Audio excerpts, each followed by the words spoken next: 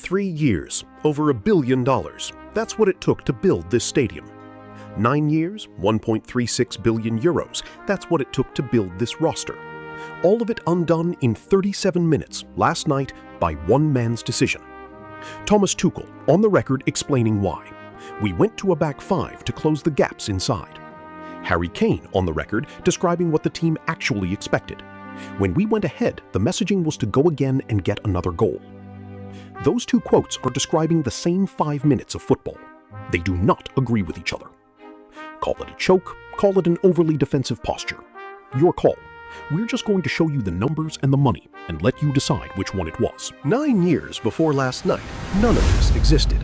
On May 19, 2014, ground broke on a stadium in downtown Atlanta. A retractable roof, a halo video board, the most expensive venue of its kind in the country at the time. It would take 3 years, run past its own opening date, and cost over $1 billion before a single game was played inside it. In the summer of 2017, while the finishing touches were still going on the roof, 2 other things were quietly under construction several thousand miles away that nobody was connecting to each other yet. On June 15, 2017, a 23-year-old goalkeeper signed for Everton for a club record £25 million. His name was Jordan Pickford. 10 weeks later, on August 19, 2017, exactly 1 week before this stadium's grand opening, an 18-year-old defensive midfielder made his first team debut for West Ham United. His name was Declan Rice. On August 26, 2017, the stadium opened. Nobody in any of those 3 rooms had any reason to think they'd end up in the same building on the same night 9 years later for the biggest game of all of their careers. That's just how long it actually takes to build a stadium. It's also, it turns out, about how long it takes to build a football team. Pickford and Rice were 2 purchases in what became by 2026 one of the most expensive rosters ever assembled by a national team that doesn't directly pay any of its players a salary to play for it. Jude Bellingham, signed by Real Madrid for a reported €103 million, individually valued today at roughly €130 million, the single most valuable player on the England roster. Anthony Gordon sold to Barcelona for around $92 million. Elliot Anderson, Nottingham Forest to Manchester City, roughly $156 million. Declan Rice, the same midfielder who debuted a week before this stadium opened, sold again years later to Arsenal for $140 million. Bukayo Saka, individually valued around €110 million, re-signed at Arsenal rather than sold, the one core piece the market never got to price on the open market. And these weren't just expensive names. Jude Bellingham finished this tournament with 6 goals, tying Gary Lineker's record for the most goals by an England player at a single World Cup, and tying the all-time World Cup record for a midfielder. Harry Kane came into this tournament as England's all-time leading scorer, 85 international goals, and left it as England's all-time World Cup scorer too. And Bukayo Saka assisted 3 separate goals earlier in the tournament, against Croatia, against Panama, against Mexico, before being dropped to the bench for the one match England actually needed him in. On paper, this roster should have won. Added up across the entire 26-man squad and independent valuations, transfer-marked, cross-checked against a second source, CIES Football Observatory, land within about $100 million of each other. England's World Cup squad is worth approximately €1.36 billion, second highest of any team in the entire tournament. Only France, at €1.52 billion, spent more.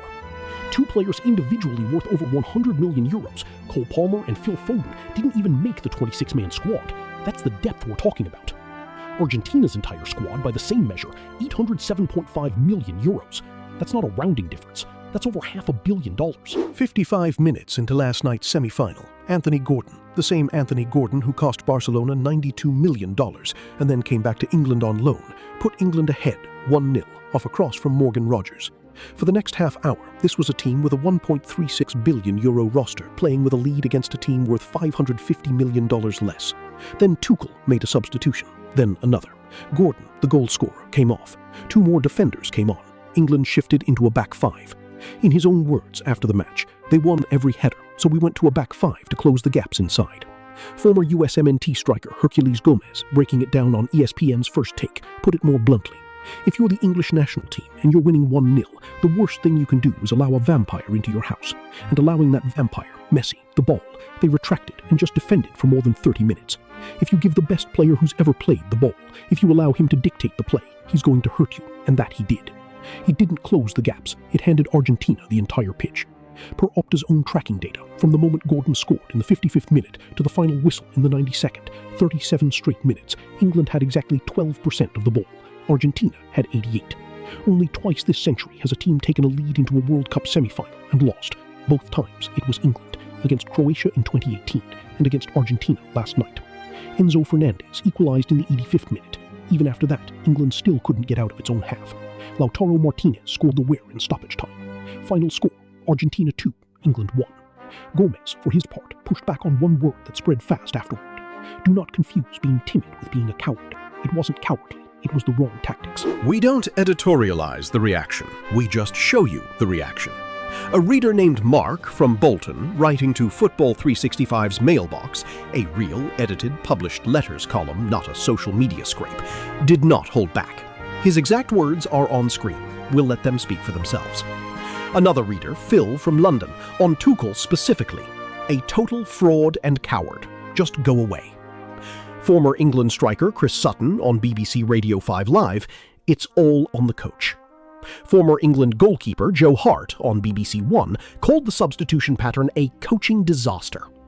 And on Reddit, one of the actual verified highest upvoted comments in the r/World Cup live thread reads exactly this: historic choke job led by the manager. That phrase, historic choke, isn't ours, it's theirs. We're just telling you where it came from. For those of you who aren't die-hard football fans, the stakes here are enormous, and fans on both sides take this personally. These aren't our words. We only report. We don't pick sides. Argentina's captain, Lionel Messi, called the win a gift for Maradona. Manu Ginobili, the Argentine basketball legend, posted, "Incredible what these kids did. Really remarkable. Back to the World Cup final again." A fan named Matthias Adorno put it this way: "Seeing Messi play like this, at his age, it just leaves me speechless." Argentina's president, Javier Milei, called it an immense joy, an overwhelming emotion that's impossible to describe. For some fans, the win reached further back than football. Maria Bertero told reporters, "This is not just about football. It's about beating the country that broke our hearts. My heart still aches for all the young boys who were sent to their deaths." And another fan, Yanina Quinteros, said the celebration meant even more given, in her words, the really bad movement we're going through now, with life being so expensive, with this president who's dividing us. A reminder that for a lot of people, last night wasn't only about football. This is not new. In 1966, England won its only World Cup on home soil, Geoff Hurst's hat-trick sealing it. Since then, 4 straight heartbreaks. First, a semi-final loss in 1990 to West Germany on penalties. 28 years later, another semi-final loss, this time in 2018 to Croatia in extra time. 3 years after that, in 2021, a European Championship final, lost to Italy on penalties. 3 years after that again, in 2024, another European Championship final, lost to Spain. And now, in 2026, a semi-final loss to Argentina. There are people alive right now, born well after 1966, who have never once seen England win the World Cup. That's 60 years, the second longest wait of any nation that has ever actually won the thing. So here's the actual math, not the feeling. A stadium that took 3 years and over $1 billion to build. A team that took 9 years and 1.36 billion euros to assemble, one transfer at a time, starting with a goalkeeper and a teenage midfielder in the same summer that stadium's roof finally closed. All of it undone in 37 minutes by a decision made from the touchline to stop trying to win. Let's put an actual number on that.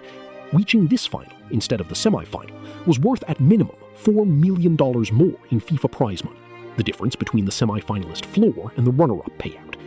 Had England gone on to win the whole tournament, that number would have been over $33 million more. That's on top of the stadium, on top of the roster, on top of 9 years of work. Whatever you want to call what happened here last night, a choke, an overly defensive posture, a coaching disaster, all of the above, this building has a new identity now, whether Atlanta likes it or not. A team that tried and nearly had it, parked the bus right here. We follow the money, not the politics. Last night, the money says the team was ready. The numbers say the manager wasn't.